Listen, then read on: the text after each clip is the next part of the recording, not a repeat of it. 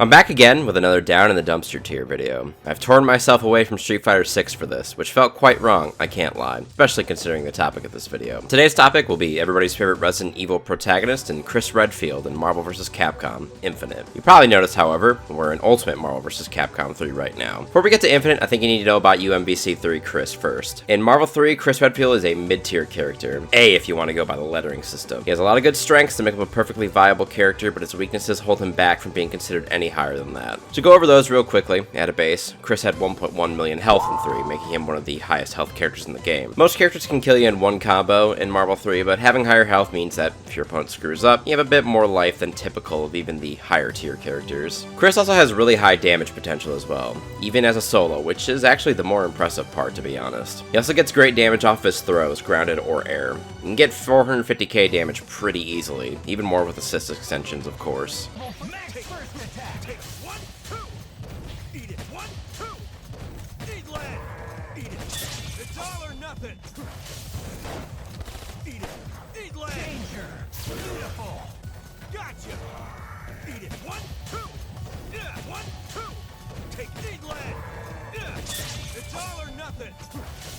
Level 4.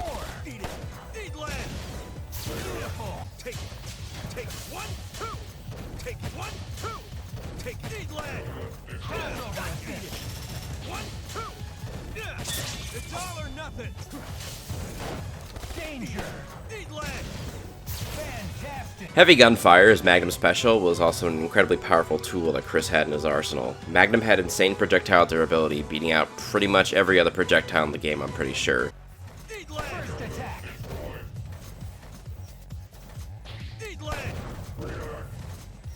Meaning that Chris can blast through a lot of zoning with a very well-placed shot. Since Magnum had wall bounce and ground bounce properties too, depending on how it hit, Chris could easily convert off of any stray shot. He could even confirm full screen with Magnum pretty easily for good damage.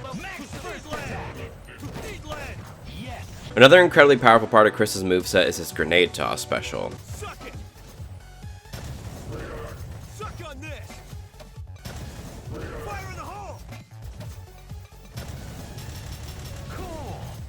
The light landmine is mainly useful for combos, solo, or even via it as an assist. Medium heavy though, toss out a grenade that stays on the screen for a while. Medium for an explosive grenade, and heavy for a more useful incendiary one. They're a persistent threat when out. Even better, if a grenade is on the field when your opponent hits Chris, they will pop immediately, giving you a chance to convert off of your opponent's mistake.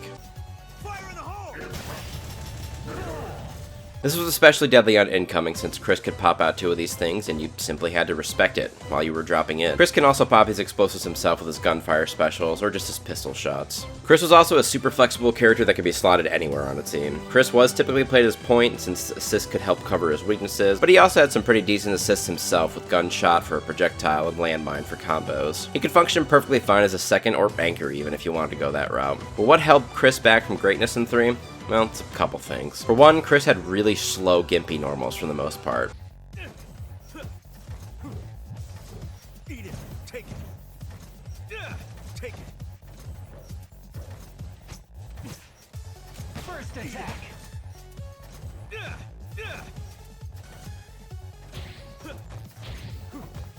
Eat it.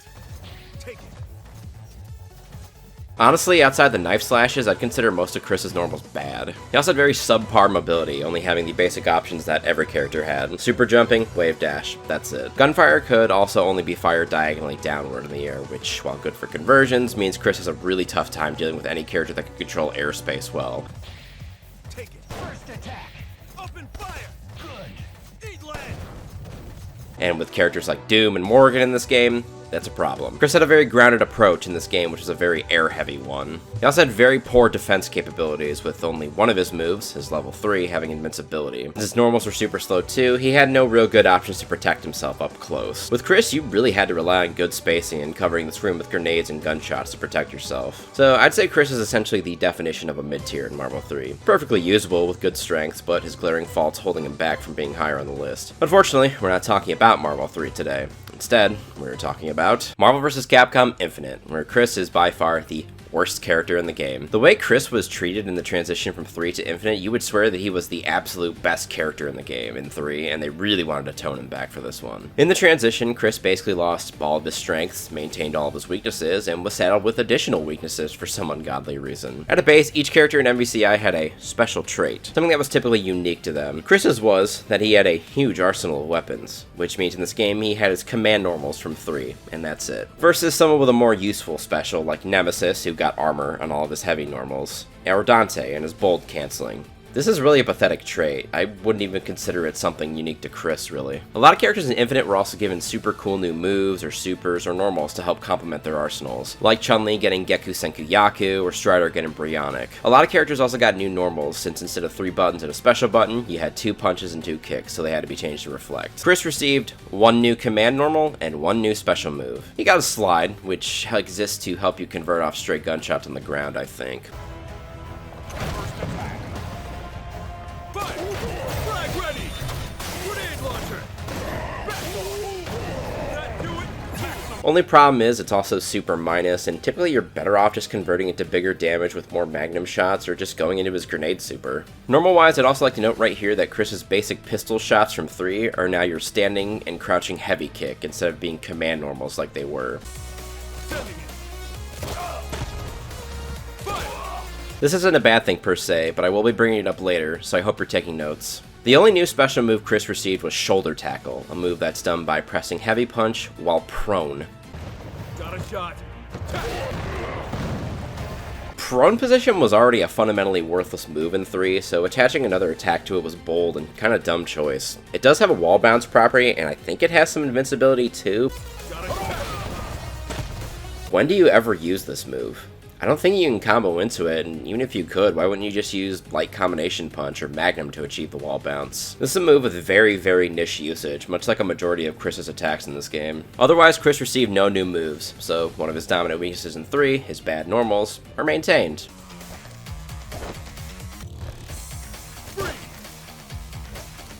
Yeah!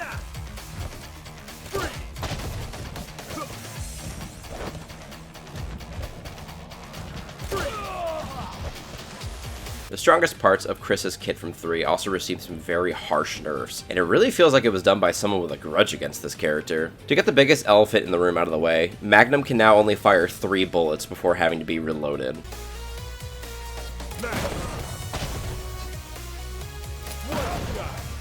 Ignoring the fact that most revolvers have 6 shots before reloading, this is an incredibly bad change that really only hurts Chris's screen control. Thankfully, Magnum still does maintain its durability, but I question the point of this change. It's not like Chris would have been super overpowered with unlimited shots on this thing either. Chris can also only still shoot downward in the air, another critical weakness from his kit in Marvel 3. Give up! Yeah! Shotgun! Nice! Magnum getting ammo gated is also a dumb change, but it still fared better than another of Chris's specials, Grenade Toss. As I mentioned earlier, a strong bit of Chris's kit was tossing out these grenades to maintain ground control, as well as forcing the opponent to respect you. In Infinite, you now only have the landmine and incendiary grenades, but both now have a hurt box and can safely be swatted out of existence by your opponent's normals. Mine ready! Burn! They also completely screwed up how much the grenade bounces when it hits the wall of the arena. Look at this and compare it to 3. Incendiary!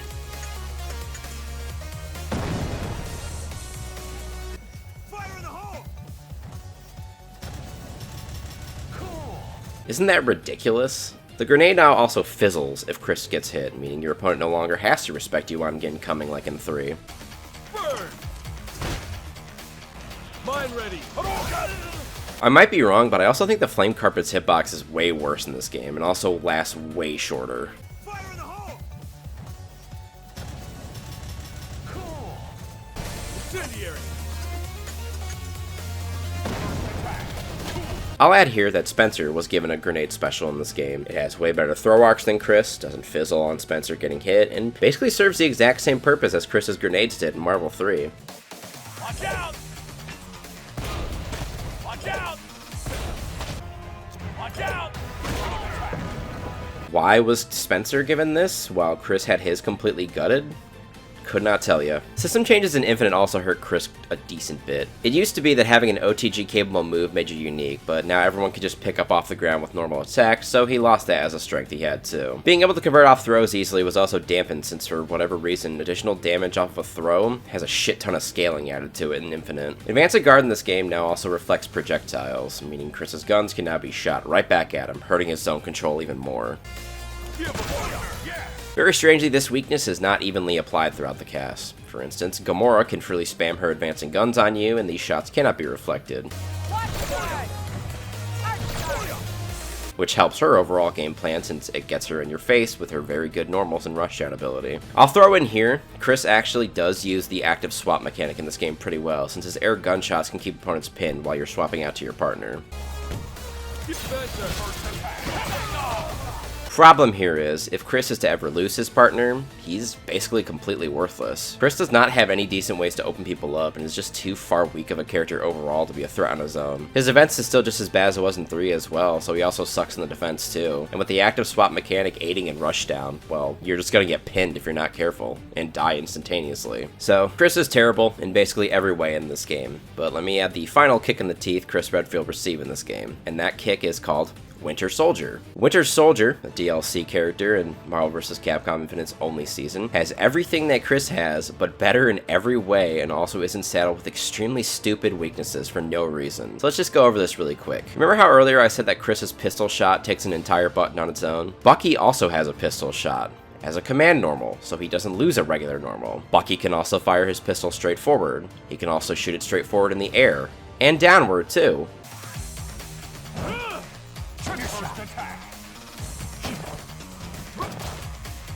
Winter Soldier also has an assault rifle special, similar to Chris's Scorpion gunfire. He can fire it upward on the ground and in the air. He can also fire it downward while in the air, and he can fire it upward on the ground too, meaning with one special, he already has better zone control than Chris. Direct hit! Direct hit! Direct hit! Down the sight! Cool! Bucky also has a simple grenade special too. He can throw it on the ground or at an arc. It blows up on contact with his enemies, it can't be swatted out of existence, and he can throw the grenade while airborne too. Heads up! Heads up! Heads up! Counter! He has a combination punch too, and it's also better since at a base it has crumple state built in instead of a redundant wall bounce like Chris's combination punch has. His combo potential is also just simply better than Chris's too. Remember earlier how I mentioned that shoulder tackle Chris got has a little bit of invincibility on it? Well, Bucky has an entire stance dedicated to upper body invincibility with metal shield. He can also do his moves out of this stance too, and is not barnacled to a completely worthless thing like prone position. Go on! Retaliate! Drop dead! Cool! Heads up! Heads up! Drop your guard!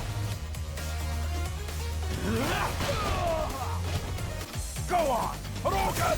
Hadouken! Hadouken! Hadouken!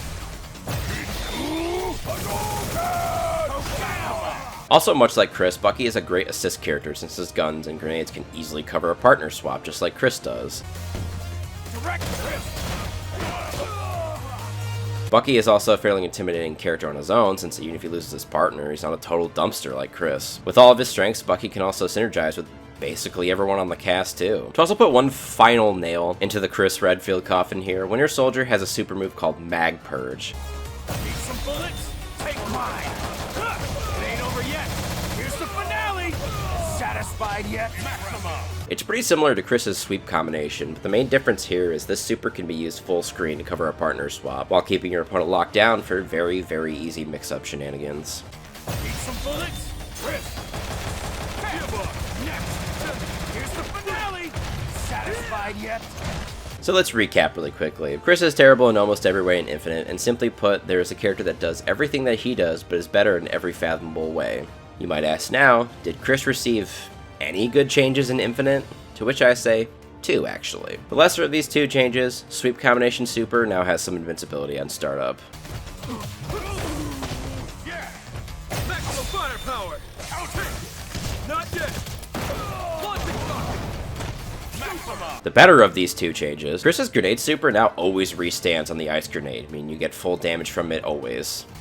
Time for overkill! Grenade launcher! Back off!